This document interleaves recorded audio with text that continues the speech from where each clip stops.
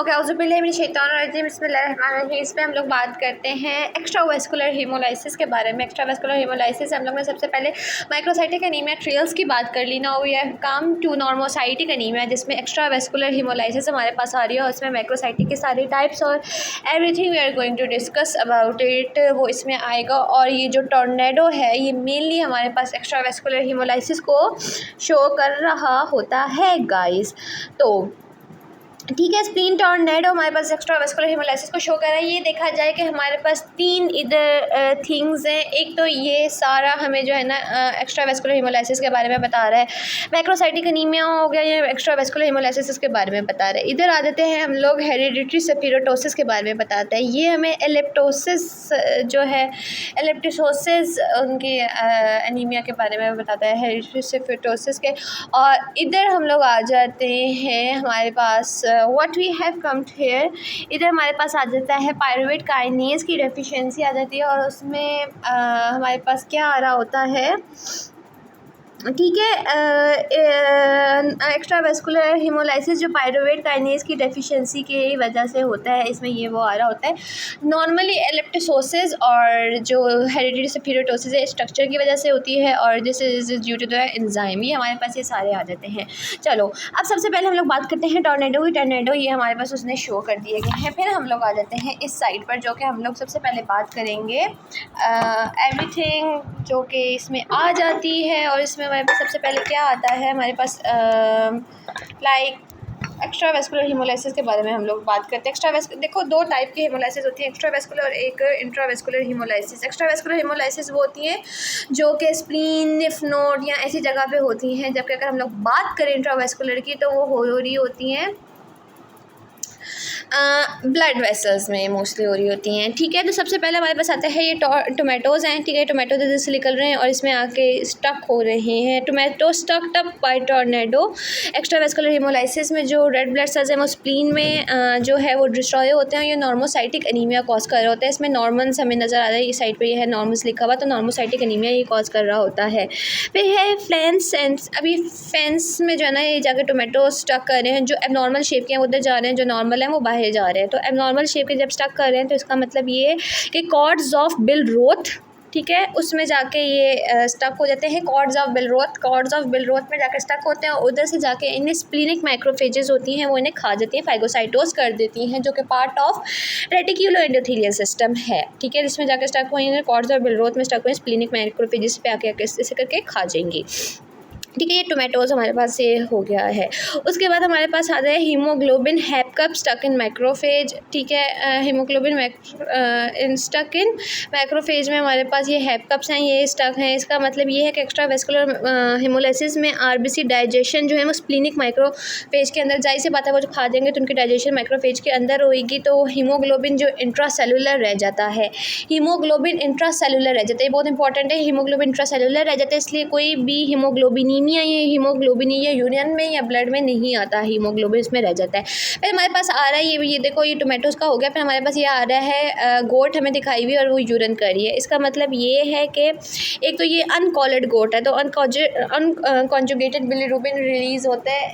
क्यों देखा जाए कॉन्जुगेटेड बिलीरुबिन किस वजह से होता है, guess so this is due to the protoporphyrin जो कि बिलीरुबिन बनाती है, अनकॉन्जुगेटेड और द हीम। ये हमें देखा था बाय प्रोडक्ट किसका है, इसको देख लेना। खैर, उसकी वजह से जो इंट्रावेस्कुलर हीमोग्लोबिन, ठीक है, हीमोग्लोबिन है, इंट्रावेस्कुलर हीमोग्लोबिन वो कन्वर्ट हो जाती है अनकॉन्जुगेटेड बिलीरुबिन में। और अनकॉन्जुगेटेड बिलीरुबिन जो है ना, वो एक्सेस बिलीरुबिन जो है ना वो जॉन्डिस कॉज करवा रही होती है, जॉन्डिस कॉज करवा रही होती है एक्सेस। और साथ यूरोबिलिनोजन भी जो है ना यूरिन में सिक्रिएट होता है। जब ज़्यादा बिलीरुबिन हो जाता है तो वो यूरोबिलिनोजन यूरिन में सिक्रिएट होता है, तो ज़्यादा यूरिन में और स्टूल में दोनों में आ जाता है हाई बिलीरुबिन। ठीक है, और यूरोबिलिनोजन और इंक्रीज यूरिनरी बिलिरुबिन ज़्यादा हो जाता है। फिर हमें सीगल नजर आएंगे, सीगल से गालस्टोन्स नज़र आ रहे होते हैं कि एक्सेसिव बिलिरुबिन जो है ना वो पिगमेंटेड गालस्टोन हमें इसमें नज़र आ रहे होते हैं। ये हमारे पास सीगल के बारे में है। ठीक, और सी गल हो गया, ये हमारे पास गोट्स हो गई, जिसका यूरन हो गया, ये जॉन्डस हो गया हमारे पास, ये सब हो गए। फिर फ्लाइंग डिहाइड्रेटेड मिल्क हमें नज़र आएगा कि डिहाइड्रेटेड मिल्क लिखा हुआ है, ये फ्लाई कर रहे हैं, सारा जो है वो फ्लाइंग डिहाइड्रेटेड मिल्क है। कि क्या होता है कि एक्स्ट्रावेस्कुलर हीमोलाइसिस में सीरम लैक्टेट डिहाइड्रोजिनेज LDH ज़्यादा हो जाता है, क्योंकि डाइजेस्टेड रेड ब्लड सेल्स जो है वो ये शुगर रिलीज़ कर रहे होते हैं। Digested red blood cells LDH serum lactate dehydrogenase को रिलीज़ कर रहे होते हैं। फिर हमें ये पर्पल बैग नज़र आएंगे, ये चाय पी रहा है बंदा, उसमें से पर्पल बैग नज़र आ रहे हैं, तो इसका मतलब ये है कि नॉर्मोसाइटिक नॉमोक्रोमिक एनीमिया में रेटिकुलोसाइट काउंट जो है ना वो भी इंक्रीज़ कर जाता है। ये इंपॉर्टेंट है, ये बहुत बहुत बहुत बहुत बहुत बहुत बहुत बहुत बहुत बहुत बहुत ज़्यादा इंपॉर्टेंट है। रेटिकुलोसाइट में काउंट इंक्रीज़ कर जाता है। फिर एक्सपेंडिंग रेड टर्नेडो क्या होता है कि जो जब ज़्यादा क्रोनिक एक्स्ट्रावेस्कुलर हीमोलाइसिस हो जाती है, जिसकी वजह से वो red pulp in the spleen में भी चली जाती है, स्प्लीनोमेगली भी हो जाती है। ठीक है, ज़्यादा फैल रहा है तो स्प्लीनोमेगली हो गई, देखो ज़्यादा फैल रहा है स्प्लीनोमेगली होगी। फिर नॉर्मन्स, ठीक है, उसके बाद हम लोग बात करते हैं नॉर्मन्स की, नॉर्मोसाइटिक एनीमिया, इसमें ये लिखा हुआ है नॉर्मोसाइटिक नॉर्मोक्रोमिक एनीमिया के बारे में। ठीक, फिर अब हम लोग आते हैं brick bouncing off metallic tank 1 2 13, where is the 14। अच्छा, फिर ये हो गया नॉर्मन्स हो गया। फिर अब हम लोग आ जाते हैं हेरिडिटरी सफीरोटोसिस के बारे में। ठीक है, हेरिडिटरी सफीरोटोसिस में सबसे पहले ने शो किया हुआ है कि हमारे पास ये अभी टैंक है, गोल सा बना हुआ है, सफ़ेद टैंक है, तो ये हेरिडिटरी सफीरोटोसिस को शो कर रहा होता है। ठीक, हेरिडिटरी सफीरोटोसिस को, ये क्या है, हेरिडिटरी सफीरोटोसिस जो है वो नॉर्मोसाइटिक नॉर्मोक्रोमिक एनीमिया कॉज कर रही होती है। हेरिडिटरी सफीरोटोसिस में इसकी वजह से जो है वो नॉर्मोसाइटिक एनीमिया होता है, इसकी वजह से ये नॉर्मन्स होते हैं। इसमें क्या होता है कि इसमें वो प्रोटीन में डिफेक्ट हो रहा होता है। अगर सेल में है ना तो उसकी प्रोटीन में डिफेक्ट आ रहा है, जिसकी मेम्ब्रेन और उसके साइटोस्केलेटन को जो प्रोटीन जोड़ी होती है ना उनकी प्रोटीन में इफेक्ट आ रहा होता है, इसकी वजह से हेरिडिटरी सफीरोसाइटोसिस होती है। रेनबो स्पेक्ट्रम बैंड, इसमें अब देखो हमारे पास ये रेनबो स्पेक्ट्रम बैंड्स हमें ये शो नज़र आ रहे हैं। इसका मतलब ये है कि स्पेक्ट्रम में एक म्यूटेशन आ जाती है जो कि हेरिडिटरी सफीरोटोसिस कॉज करवा रही होती है। व्हाट इज़ स्पेक्ट्रम, ये टाप दिखाया हुआ है कि फॉस्फोलिपिड की बाइलेयर है जो कि साइटोस्केलेटन से, ये साइटोस्केलेटन है और ये फॉस्फोलिपिड के साथ अटैच्ड है स्पेक्ट्रम की वजह से। अब इसमें म्यूटेशन आ रही है स्पेक्ट्रम में, तो वो हेरिडिटरी सफीरोटोसिस कॉज करवा रही होती है। साथ भी एंकर जो है ये उड़ के जा रहा है, लेटिंग गो एंकर, तो एनकायरिन, ठीक है, वो भी हेरिडिटरी सफीरोटोसिस कॉज करवा रही होती है। फिर इसमें ये डोमिनोज लगे हुए, तो डोमिनोज का मतलब है ये ऑटोसोमल डोमिनेंट डिजीज़ है।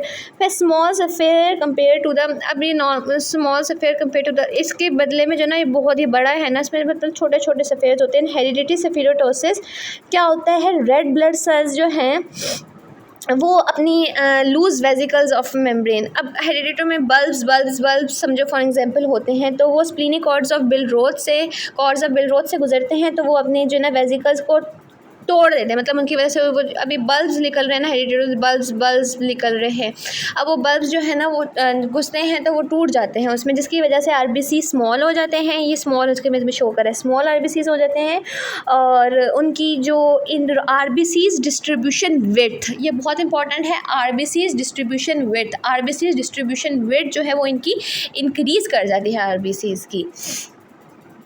उसके बाद ब्रिक बाउंसेस, अब ब्रिक आई उसमें बाउंस कर गई, मतलब कि इनके जो है ना इनकी जो मेम्ब्रेन फ्रेजिलिटी है वो भी डिक्रीज़ कर जाती है, और स्प्लीनिक मैक्रोफेजेस आगे इन्हें पैगोसाइटोस कर देते हैं, इसकी एक्स्ट्रावेस्कुलर हीमोलाइसिस होती है। फिर वाटर बर्स्टिंग, इसमें से वाटर जो है वो निकल रहा है। हेरिडिटरी सफिनोसिस जो है ना, सफीरोटोसिस को हम लोग कैसे डायग्नोस कर सकते हैं, इससे ऑस्मोटिक फ्रेजिलिटी टेस्ट से हम लोग उसे डायग्नोस कर सकते हैं। एसिडिफाइड ग्लाइसरोलाइसिस टेस्ट, एसिडिफाइड ग्लाइसोस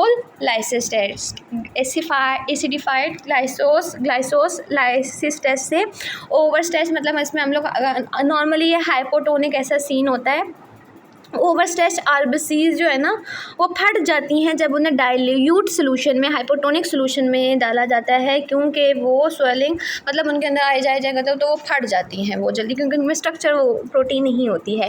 फिर कंसनट्रेटेड हमारे पास हीमोग्लोबिन हैव कैप्स नज़र आ रही हैं। हेरिडियोसेफरोटोसिस में सबसे बहुत इंपॉर्टेंट पॉइंट क्या है कि एमसीएचसी जो है वो ज़्यादा हो जाता है। क्यों ज़्यादा होता है? एक तो ये है कि रेड ब्लड सेल्स छोटे हो गए तो इसमें हीमोग्लोबिन अब ज़्यादा होएगी, ज़्यादा देखो इसमें से इतनी है हीमोग्लोबिन है तो वो उसमें इफेक्ट नहीं, एमसीएच में उसको कंसनट्रेशन में फ़र्क नहीं पड़ता, लेकिन अगर इतने से होंगे तो इतनी हीमोग्लोबिन होगी तो उसमें से बहुत फ़र्क पड़ेगा, तो इसलिए एमसीएचसी ज़्यादा शिकंतला हो जाता है।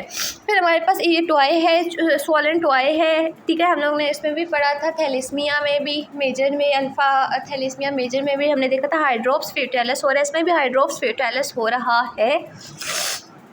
सेवेयर एनीमिया होता है जिसकी वजह से high output cardiac heart failure होता है। टोटल बॉडी एडीमा हाइड्रोप्स इन फीटस हो जाता है, टोटल बॉडी एडीमा हाइड्रोप्स इन फीटस। उसके बाद हमें प्लास्टिक बोन नज़र आ रही है कि मतलब इसकी वजह से जो है ना ये प्लास्टिक क्राइसिस हो जाता है। उसमें भी एक प्लास्टिक क्राइसिस हो रहा था, पार्वो वायरस B19 से इन्फेक्ट होता है जिसकी वजह से बोन मैरो जो है आरबीसीज नहीं बना पाता, हीमोग्लोबिन में और हीमोक्रेट में जो है वो डिक्रीज़ आता है। ठीक पे फिर ये हेरिडियोसेफरोटोसिस की हम लोगों ने बात कर ली, ठीक है। उसके बाद हम लोग आ जाते हैं एलिप्टिसोसिस, ठीक है, hereditary elliptocytosis due to the mutation. इसमें म्यूटेशन कहाँ आती है? इसमें म्यूटेशन आ रही होती है जो कि RBC cytoskeleton due to the mutation that causes RBC cytoskeleton to lose. अब इसमें क्या होता है, इसमें जो साइटोस्केलेटन है उसका वो जो है स्ट्रक्चर लॉस हो जाता है, वो उसका अपना इलास्टिक रिकॉयल लॉस हो जाता है। इसके स्पेक्ट्रल बैंड हमने इसको रिप्ट हुए हैं तो मतलब कि स्पेक्ट्रन में जो है वो उस इसी में जो है स्पेक्ट्रम में भी म्यूटेशन आएगी तो वो एलिप्टिसोसिस कॉज करवाएगी। फिर डोमिनोज डोमिनेंट है, ये सारा इसमें हो रहा होता है। और विंडोज़ नेट मतलब ये है कि मलेरिया फैल्सिपैरम से रेजिस्टेंट है। अब हम लोग बात करते हैं, हमने हेरिडियोसेफरोटोसिस के बारे में, ये सारी प्लास्टिक एनीमिया, ये हीमोग्लोबिन एमसीएच का बात करी हमने, लेप्टोसिस की बात कर ली हमने, उसका नॉर्मल उसकी बात कर ली। Now we have come to the pyruvate property जो कि पायरुवेट काइनेज डेफिशिएंसी है। पायरुवेट काइनेज डेफिशिएंसी में क्या होता है, ये एक्स्ट्रावेस्कुलर हीमोलाइसिस करवा रहा होता है। ये pyruvate kinase deficiency extravascular haemolysis cause करवा रहा होता है। पायरुवेट काइनेज क्या होता है, ये फॉस्फोइनोल पायरुवेट को पायरुवेट में कन्वर्ट कर रहा होता है, ठीक है। तो इसकी डेफिशिएंसी से जो है हमारे पास एक्स्ट्रावेस्कुलर हीमोलाइसिस होती है। और हेरिडिटी सेफरोटोसिस हम लोग कहेंगे तो नहीं, वो नॉर्मोसाइटिक एनीमिया होता है, एक्स्ट्रावेस्कुलर हीमोलाइसिस होती है, ठीक है। फिर शाइकिड, इसमें ये ऑटोसोमल रिसेसिव है, ठीक है, शाइकिड शोज़ ऑटोसोमल रिसेसिव है। उसके बाद ये तीनों जो है ना, ये बंदी है वो आपके तीनों फॉस्फेट जो है ना वो मतलब लूज़ करिए बैटरीज, मतलब है कि इसमें ATP डेफिशिएंट होता है जिसकी वजह से कंसंट्रेशन ग्रेडियंट आरबीसीज में लॉस हो जाता है। जब ये कम होगा फिर कंसंट्रेशन ग्रेडियंट लॉस हो जाएगा, पोटेशियम और वाटर निकल जाएगा,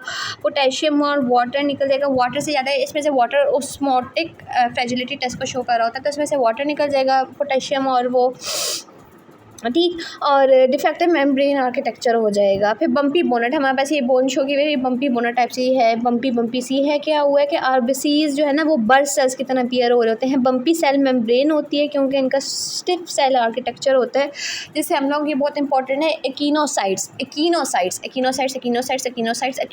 ये होता है, एक्टिनोसाइट्स हमें इसमें हो रहा होता है।